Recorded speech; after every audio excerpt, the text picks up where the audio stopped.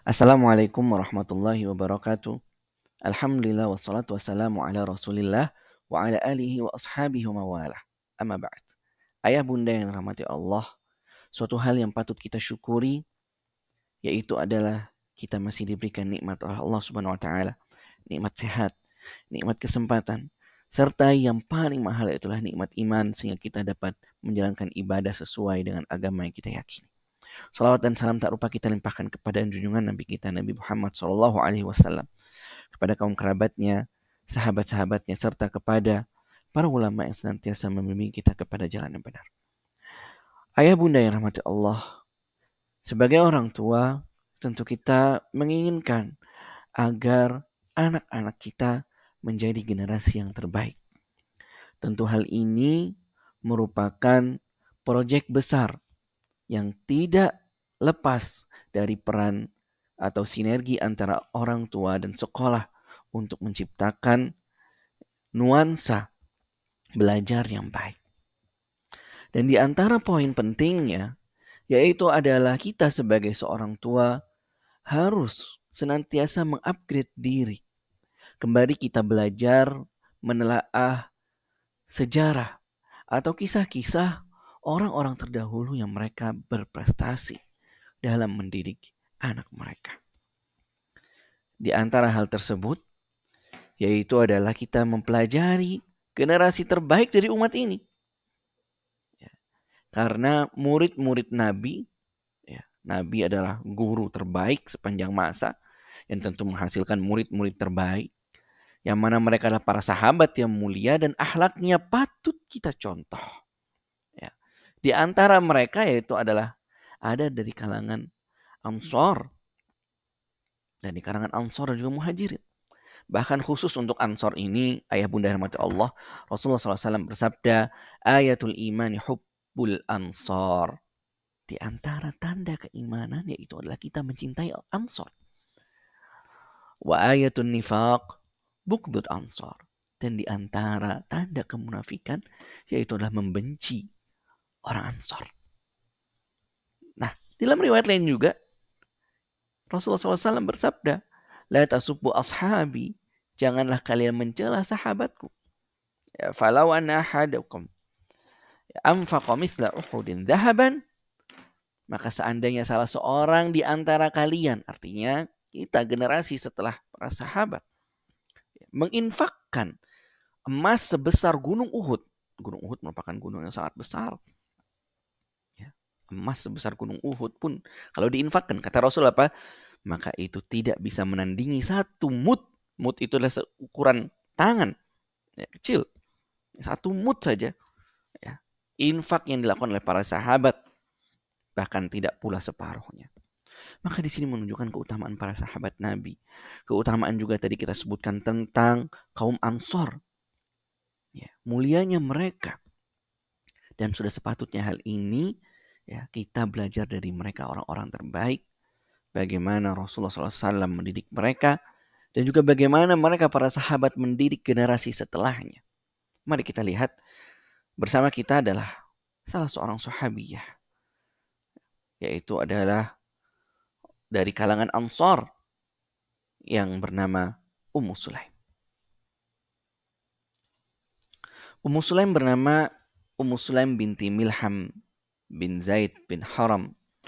Dan di sini para ahli sejarah berbeda pendapat tentang siapa sebenarnya nama asli dari Ummu Sulaim ini. Ada yang mengatakan Sahlah atau Rumailah atau Rumaisah. Ada juga yang mengatakan Mulaikah. Dan disebutkan bahwasanya kanat min uqala'in nisa. Ummu Sulaim ini adalah di antara wanita yang paling berakal, cerdas akalnya. Bahkan karena kecerdasannya juga, beliau mudah untuk menerima hidayah Islam. Ketika Islam datang di kota Madinah, Ummu Sulaim termasuk orang-orang yang pertama memeluk agama Islam. Dan diriwayatkan bahwasanya Rasulullah SAW berinteraksi baik dengan Ummu Sulaim. Karena Ummu Sulaim termasuk mahram dari Rasulullah SAW. Sebagian ada yang berpendapat dari jalur nasab, ada juga dari jalur susuan. Jadi intinya adalah Ummu Sulaim ini termasuk mahramnya Rasulullah SAW. Oleh karena itu biasanya Rasulullah SAW juga mengunjunginya. Rasulullah SAW biasa juga bercanda kepada anak-anaknya, anaknya Ummu Sulaim. Bahkan terkadang Rasulullah SAW makan di rumah Ummu Sulaim. Ya. Juga Rasulullah SAW pernah sholat sunnah di rumah Ummu Sulaim. Ya. Hal ini apa? Hal ini menunjukkan keutamaan dari Ummu Sulaim. Ya. Dan juga Rasulullah SAW, Rasulullah tidak pernah memasuki rumah wanita pun kecuali rumah para istri-istrinya. Namun ada pengecualian lagi, yaitu adalah juga selain rumah istrinya, beliau juga mengunjungi rumah Ummu Sulaim. Ini menunjukkan kedudukan Ummu Sulaim, wanita yang mulia. Lalu, ayah bunda rahmat Allah, Ummu Sulaim ini dikisahkan bahwasanya beliau juga menikah pada masa jahiliyah atau artinya sebelum memeluk Islam dengan seorang lelaki Ansor bernama Malik. Ya, Malik bin An-Nadhr. Ya. Kemudian berikutnya juga beliau menikah pada saat masuk Islam, beliau menikah dengan Abu Talha radhiyallahu anhu. Mari kita lihat apa pelajaran yang paling penting. Ya, sebenarnya banyak sekali kisah-kisah Ummu Sulaim yang tidak mungkin kita sebutkan pada hari ini. Namun kita mencoba mengambil beberapa poin penting dari sisi kehidupan Ummu Sulaim. Yang mana beliau sebagai seorang sahabiyah yang mulia, seorang wanita yang teguh. Sehingga kita mengetahui bagaimana Rasulullah SAW nanti menyebutkan di beberapa hadis tentang keutamaan Ummu Sulaim. Tapi yang pertama yaitu adalah tentang poin tauhid. Tentang poin tauhid. Maka dikisahkan bahwasanya Malik bin An-Nadhr suatu hari tidak ada di tempat. Maka ketika ia balik dari perginya mendatangi Ummu Sulaim, Malik An-Nadhr kita katakan bahwasanya beliau adalah suami dari Ummu Sulaim pada masa jahiliyah. Maka Malik An-Nadhr mengatakan, apakah engkau asobaut? Apakah engkau sudah keluar dari agama nenek moyangmu? Ya, sobaut atau soba'ta ini adalah ungkapan lain dari orang musyrikin ketika menyebutkan Islam pada masa itu. Apa yang dikatakan oleh Ummu Sulaim? Enggak, saya tidak soba, saya tidak keluar dari agama nenek moyang saya. Walakinni amantu, akan tapi aku telah beriman kepada agama yang lebih benar. Maka di hadapan suaminya itu, ia mendakwahkan kepada suaminya, berusaha untuk menyadarkan suaminya agar menerima agama Islam, yang mana agama Islam pada saat itu sudah terang benderang akan kebenarannya. Dia berusaha.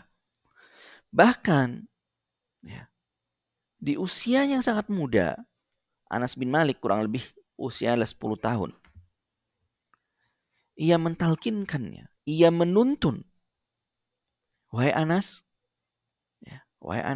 ucapkanlah la ilaha illallah. Ucapkan juga asyhadu anna Muhammadar Rasulullah. Maka kemudian Anas pun mengikuti apa yang dikatakan oleh ibunya. Lalu melihat hal tersebut, ayahnya ini yang masih kafir, ayahnya Anas bin Malik. Siapa tadi namanya? Malik bin An-Nadhr. Yang masih kafir, yang enggan untuk beriman, mengatakan, la tufsidi ala ibni, jangan engkau rusak anakku. Artinya apa? Jangan ajak anakku ini kepada Islam. Namun Ummu Sulaim dengan teguh ia ingin menjaga keluarganya. Dengan teguh ia ingin menjaga buah hatinya. Dengan teguh, dengan keimanan yang kuat, ia menjaga agar anaknya tidak ikut kekafiran bapaknya. Maka ia berkata, inilah ufsiduh. Aku tidak merusaknya, justru aku menjaganya. Inilah dia kekuatan Ummu Sulaim, kekuatan keimanan Ummu Sulaim yang kokoh untuk menjaga keimanan atau ketauhidan. Karena yang namanya tauhid ini poin yang paling penting. Tauhid ini adalah poin yang paling penting. Bahkan apa? Ummu Sulaim senantiasa mengisi hati anak yang masih kecil ini dengan kecintaannya kepada Rasulullah SAW. Walaupun pada saat itu adalah orang-orang Madinah belum melihat Rasulullah. Rasul belum datang. Rasul masih berada di Mekah. Namun Islam sudah tersebar di kota Madinah melalui sahabat-sahabat kaum muhajirin yang datang. Yang diantaranya adalah Mus'ab bin Umair radhiyallahu anhu yang beliau mendakwahkan door to door kepada penduduk Madinah untuk beriman kepada Nabi Muhammad SAW. Maka mereka, orang-orang Madinah di antara juga Anas bin Malik pada saat itu mencintai Rasulullah pun belum pernah melihatnya. Ini berkat apa? Ditanamkannya kecintaan kepada Rasulullah SAW oleh Ummu Sulaim. Ya. Maka apa? Ketika orang-orang Madinah mendengar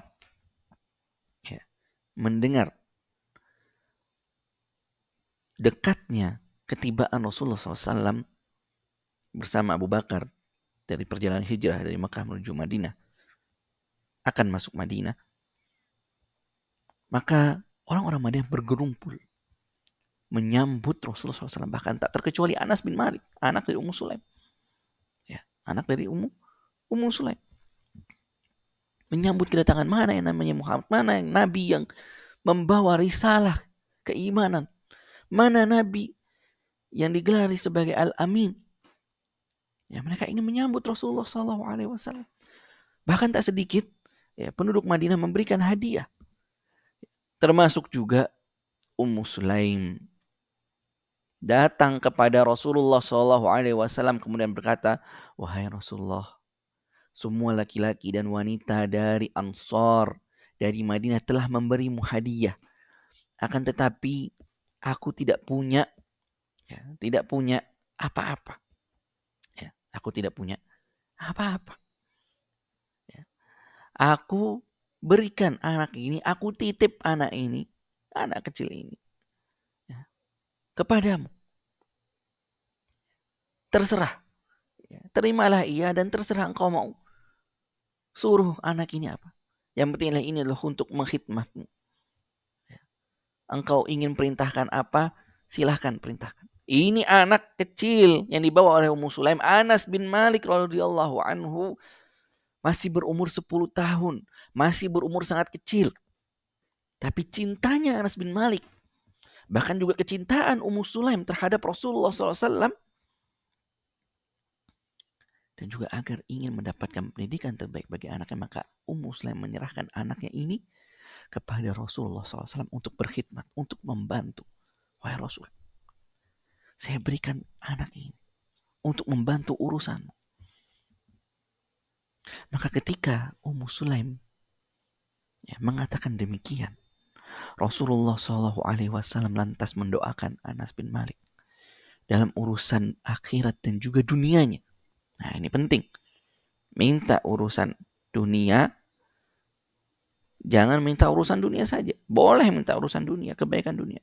Tapi jangan lupa juga minta urusan akhirat. Maka Rasulullah SAW mendoakan, Allahumma rzuqhu malan wa waladan wa barik lahu. Ya Allah, lapangkanlah rizki padanya berupa harta dan anak, serta berkahilah dia dengan nikmat tersebut. Dalam riwayat lain disebutkan, Rasulullah SAW mendoakan anak dari Ummu Sulaim ini, mendoakan Anas, Allahumma akthir malahu wa waladah. Ya Allah, perbanyaklah harta dan anaknya. Wa barik lahu fima a'taita. Dan juga apa? Berkahilah apa yang engkau karuniakan padanya. Sungguh mulia. Ya. Ketika orang lain memberikan hadiah, Ummu Sulaim juga ingin memberikan hadiah, yaitulah berupa anak yang berkhidmat kepada Rasulullah SAW, maka Ummu Sulaim mendapatkan hal yang sangat lebih, yaitu didoakan anaknya tersebut dengan doa yang terbaik. Tak hanya di situ kisah Ummu Sulaim. Mari kita lanjut kepada kisah yang sangat terkenal. Kisah tentang ketabahan dari Ummu Sulaim. Bagaimana kisahnya? Biarkan kita lihat Anas bin Malik radhiyallahu anhu mengisahkan kisah ibunya. Suatu ketika kata Anas bin Malik, anak dari Abu Thalhah, artinya apa? Saudara Anas lain bapak.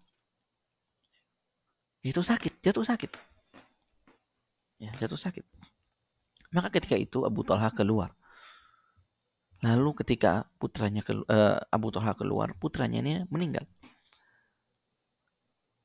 Lalu dalam riwayat yang lain disebutkan bahwasanya Ummu Sulaim mengatakan, jangan ada yang mengatakan perihal putra Abu Thalhah ini selain diriku. Biar aku yang mengatakan.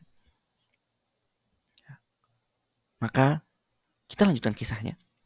Ketika Abu Thalhah kembali, Abu Thalhah bertanya kepada Ummu Sulaim, bagaimana kondisi putraku? Ya.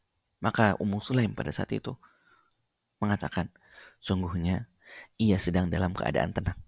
Ya, yang dimaksud Ummu Sulaim apa? Putranya meninggal. Tetapi yang dipahami oleh Abu Thalhah, oh mungkin dia sudah baikan. Maka ketika itu, setelah mengatakan demikian, Ummu Sulaim lalu menyambut suaminya. Setelah tadi keluar ada urusan. Balik ke rumah, Ummu Sulaim menyambut suaminya dengan makan malam ya, untuk suaminya. Kemudian Abu Thalhah pun menyantapnya dengan lahap makan berdua dengan istrinya. Lalu setelah itu Ummu Sulaim melakukan hal yang tidak lazim. Anda bayangkan di sini Ummu Sulaim kondisinya sedang mendapati anaknya meninggal, lalu ia mempersiapkan makan malam bersama suaminya. Bukan hanya sampai di situ kisah ini, bahkan diriwayatkan dalam riwayat lain, Ummu Sulaim juga mempersolek diri, berias diri dengan sebaik-baik keadaan. Sehingga apa? Pada malam itu Abu Thalhah dan Ummu Sulaim berhubungan, suami istri.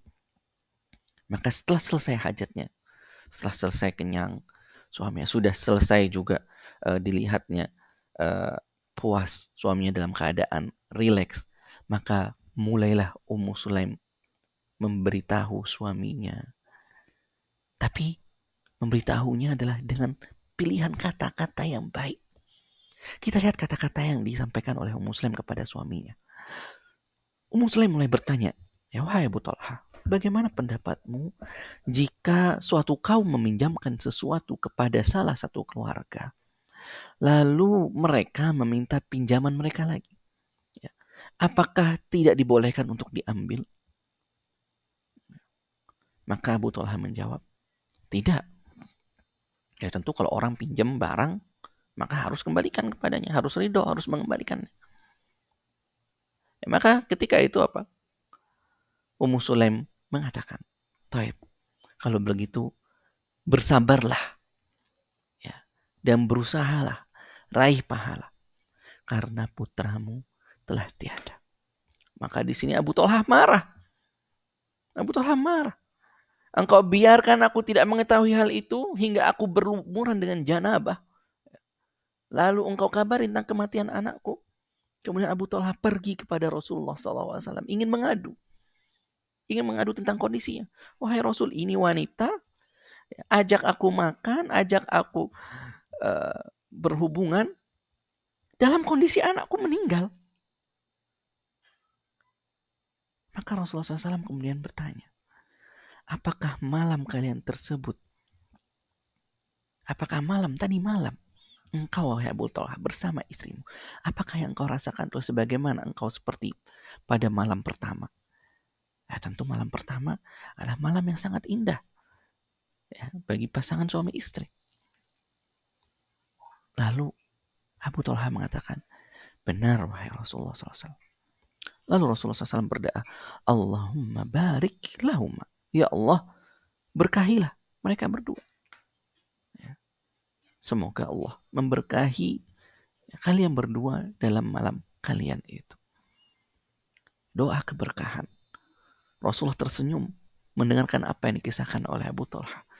Sehingga Rasul pun mengucapkan doa keberkahan. Dan benar saja para ummahat dan juga ayah yang dirahmati oleh Allah, bahwasanya pada malam tersebut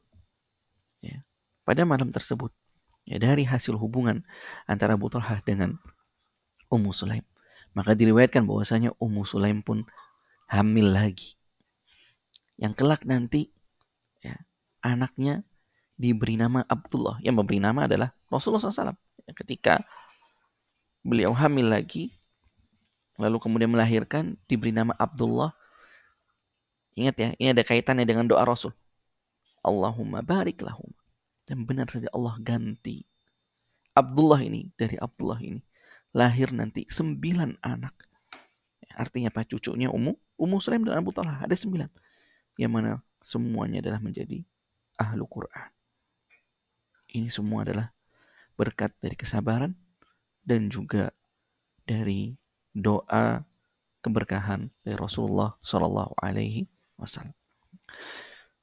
Taib, dari kisah tadi kita lihat ada beberapa pelajaran penting. Yang pertama itu adalah tentang tauhid. Tauhid tidak pernah ya kita bosan untuk mengingatkan akan pentingnya tauhid. Yang mana ini adalah hal atau modal penting yang harus dijaga. Kalau kita kembali flashback dari Ummu Sulaim ketika kafir, ketika masih jahiliyah, lalu menerima agama Islam. Ya, tak lama kemudian tadi suaminya yang kafir itu bapaknya Anas bernama Malik An-Nadhr itu wafat, meninggalkan istrinya. Lalu datanglah Abu Talha yang pada saat itu masih belum beriman ingin meminang Ummu Sulaim. Maka Ummu Sulaim mengatakan, aku muslim, engkau musyrik, belum beriman pada Allah dan Rasul. Ya, sungguh aku sangat ingin menerima pinanganmu, tetapi wahai Abu Talha, engkau harus masuk Islam. Cukup ya, maharku adalah dengan masuk Islam engkau. Maka disebutkan dalam kitab sejarah bahwasanya orang yang menjadikan maharnya itu adalah keislaman. Ya, itu yang pertama kali adalah Ummu Sulaim. Ini semahal-mahalnya mahar. Tauhid. Kemudian pelajaran berikutnya adalah anjuran berias diri ketika di rumah. Ya, seorang suami dianjurkan untuk berias diri untuk istrinya. Begitu juga seorang istri dianjurkan untuk berias diri untuk suaminya, berdandan dengan dandan yang istimewa. Hal ini berbalik ya untuk fenomena hari ini, ketika kebanyakan wanita hari ini hanya berias diri, berdandan ketika untuk di depan orang banyak, namun tidak untuk di rumahnya. Coba kita ambil teladan dari Ummu Sulaim, yang mana di atas kesedihan yang sangat mendalam, mana ada orang tua yang tidak sedih, apalagi seorang ibu dengan kematian anaknya, beliau masih bisa berdandan, bersolek untuk suaminya. Maka hal ini juga menunjukkan seorang istri hendaknya bersungguh-sungguh untuk berkhidmat pada suami dan juga membantu untuk meringankan beban suami. Inilah peran yang paling penting bagi seorang istri. Kemudian ayahanda yang dirahmati Allah, tentu pelajaran yang bisa kita ambil tadi yaitu adalah tentang kecerdasan. Cerdasnya Ummu Sulaim, bagaimana dia bisa memanage keadaan yang ada dan juga menyampaikan kepada suaminya dengan bahasa-bahasa yang baik, bahasa-bahasa yang santun. Lalu dia mengambil posisi yang bijaksana, bagaimana suaminya sudah dari luar datang ke rumah, bukan langsung diberikan info, ini anakmu meninggal. Bagaimana ini? Enggak. Tapi diatur skenario terbaik untuk menyampaikan berita yang sedih ini dengan kondisi atau yang sangat baik. Hingga poin yang sangat paling penting. Ya, yang mana ini kita harus belajar ini. Ya, harus belajar dari Ummu Sulaim tentang keteguhan, tentang ketabahan.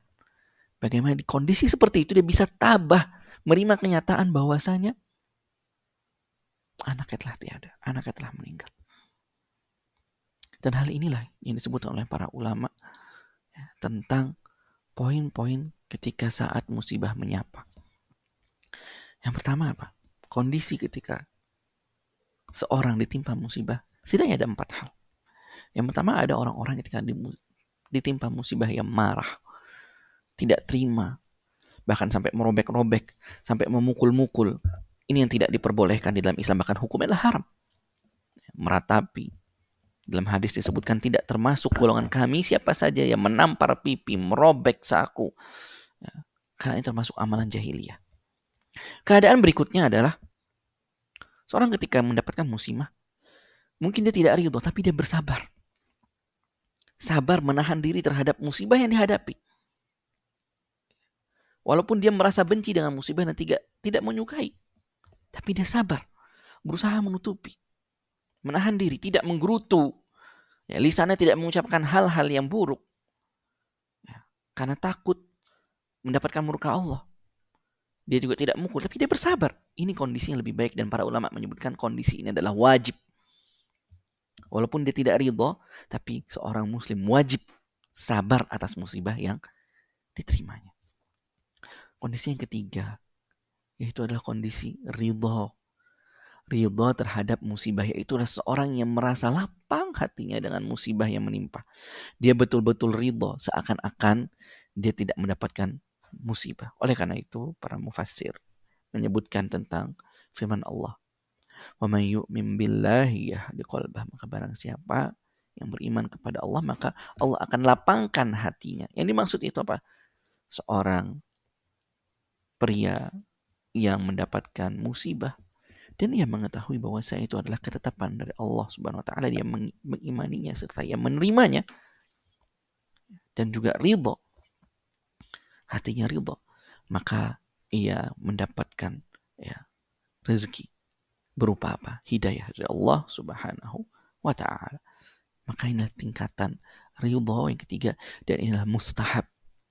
Disunnahkan, dianjurkan, ditekankan ketika menerima musibah kita bersabar. Kemudian yang berikutnya, dan inilah tingkatan yang paling besar, yaitu adalah bersyukur kepada Allah atas musibah yang menimpa. Ya, bukan menggerutu, tak cukup hanya sabar dan ridho, tapi juga bersyukur. Oleh karena itu, ini yang dicontohkan oleh Rasulullah SAW. Itulah ketika Rasul menerima, mendapatkan suatu hal yang disukai, maka Rasul mengucapkan alhamdulillahilladzi bini'matihi tatimmus shalihat. Kemudian ketika Rasulullah SAW mendapatkan musibah atau sesuatu yang tidak disukai, maka Rasulullah SAW mengatakan alhamdulillah ala kulli hal, segala puji hanya milik Allah atas setiap keadaan. Bersyukur dalam kondisi musibah masih mengucapkan memuji Allah Subhanahu wa taala. Kemudian hal inilah yang dapat menguatkan seseorang. Ya, bagaimana tips kita dapat menguatkan kesabaran manakala kita mengenali diri kita, bahwasanya segala sesuatu yang berasal inilah bukan milik kita. Sebagaimana dikatakan oleh Ummu Sulaim kepada Abu Thalha, pada hakikatnya adalah kita ini adalah titipan dari Allah Subhanahu wa taala. Ayah bunda mata Allah, Ummu Sulaim juga dikenal sebagai seorang wanita yang giat untuk menuntut ilmu dan tidak malu untuk bertanya. Ayah bunda, kita lihat Ummu Sulaim, ia bertanya tentang sesuatu yang mungkin hal yang tabu. Tapi Ummu Sulaim malah tidak sungkan untuk bertanya, karena ilmu perlu ditanyakan. Wahai Rasulullah, sesungguhnya Allah tidak malu dari yang hak, perkara yang hak. Apakah bagi wanita itu perlu mandi kalau dia bermimpi? Nah, ini mungkin sesuatu hal yang sangat tabu untuk ditanyakan bagi seorang wanita. Tapi Ummu Sulaim bertanya, karena terkait dengan hukum yang perlu dijelaskan. Maka Rasulullah SAW mendengar hal tersebut, beliau menjawab, ya, kalau dia melihat ada air, maka dia perlu mandi ketika bermimpi. Ini menunjukkan pentingnya seorang wanita untuk menuntut ilmu. Bukan hanya wanita, hukum ini juga berlaku bagi laki-laki. Ya. Thalabul ilmi fardhatun ala kulli muslim. Yang menuntut ilmu itu adalah wajib hukumnya bagi setiap muslim. Dan tentu kita sebagai seorang orang tua, kita ingin mendidik anak kita di atas ilmu. Lalu poin terpenting juga tentang Ummu Sulaim, yaitu adalah ketika Rasulullah SAW bermimpi. Diriwayatkan dari Anas bin Malik bahwa Rasulullah SAW bersabda, aku bermimpi memasuki surga. Kemudian aku mendengar terompah atau derap langkah. Maka aku bertanya, man hada? Siapa ini?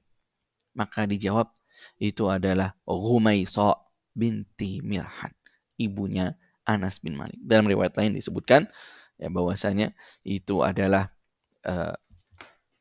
istrinya dari Abi Thalha. Nah, ini merupakan kabar gembira. Rasulullah bermimpi, ada 2 orang kurang lebih yang berada dalam mimpi Rasul, yaitu adalah selain dari derap langkahnya Ummu Sulaim atau dikenal dengan Rumaysah binti Milhan, begitu juga dengan derap langkahnya atau terompahnya Bilal, ya, muazzinnya Rasulullah SAW. Ini merupakan kabar gembira. Maka ayah bunda yang dirahmati Allah, ya, dari kisah-kisah Ummu Sulaim ini kita dapat, ya, mengambil beberapa poin pendidikan yang sangat penting, yaitu adalah pentingnya kita mendidik anak kita di atas tauhid. Pelajaran apapun, baik itu pelajaran saintik, pelajaran bahasa, pelajaran matematika misalkan, itu hal-hal yang penting. Tapi jauh lebih penting di atas itu semua, yaitulah penting kita menanamkan tauhid kepada anak kita. Kita lihat bagaimana tadi kisah Ummu Sulaim. Ya, tauhid number one, tauhid nomor satu. Nggak ada yang bisa mengalahkan tauhid. Seorang ayah dan bunda harus bertanggung jawab untuk menjaga tauhid keluarganya. Mendidikkan, menanamkan rasa cinta kepada Allah dan Rasul sejak dini. Hari-hari ini banyak sekali fenomena tentang menyepelekan perkara tauhid. Bahkan banyak sekali pernikahan berbeda agama. Hal ini didasarkan atau disebabkan, mungkin salah satu sebabnya adalah minimnya pengetahuan tauhid. Maka tauhid sebagai kunci surga ini sangat penting ditanamkan sejak dini. Berikutnya adalah kecerdasan. Ya, kecerdasan itulah sangat penting. Bagaimana kita merawat kecerdasan? Merawat kecerdasan itulah dengan tauhid. Kenapa demikian? Ya, karena apa? Kecerdasan akal itu tidak mungkin sempurna, ya, atau tidak dapat berdiri sendiri kecuali harus berada di atas bimbingan tauhid, di atas bimbingan tauhid.